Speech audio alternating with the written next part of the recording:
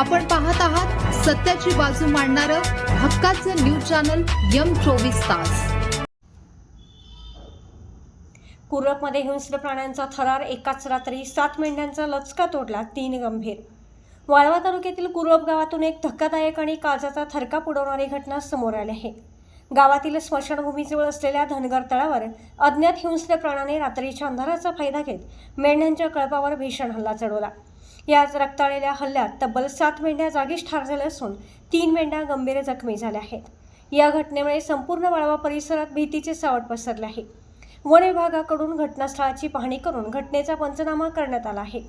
मिळालेल्या प्राथमिक माहितीनुसार स्थानिक मेंढपाळ बाजीराव माने यांची मेंढरे नेहमीप्रमाणे स्मशानभूमीजवळील धनगर तळावर बसवण्यात आली होती।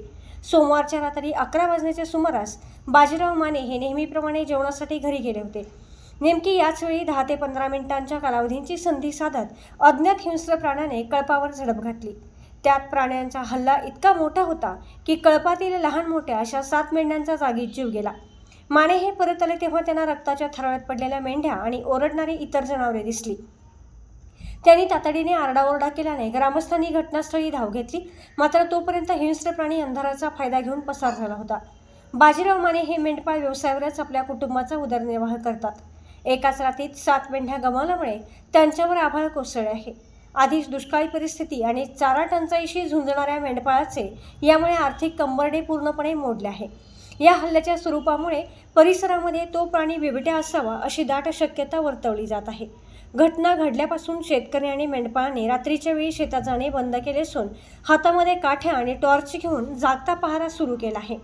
आता मेंढ्यांवर हल्ला झालाय, उद्या माणसांवर झाला तर जबाबदार कोण, असा संतप्त सवाल ग्रामस्थ विचारत आहेत। वन विभागाने तात्काळ पीडित मेंढपाळ बाजीराव माने यांना शासनाकडून तातडीची आर्थिक मदत मिळवून द्यावी अशी मागणी होत आहे। हल्ला करणाऱ्या त्या हिंस्र प्राण्याचा माग काढून त्याचा तात्काळ बंदोबस्त करावा आणि परिसरात पिंजरा लावावा अशी ही मागणी जोर धरत आहे।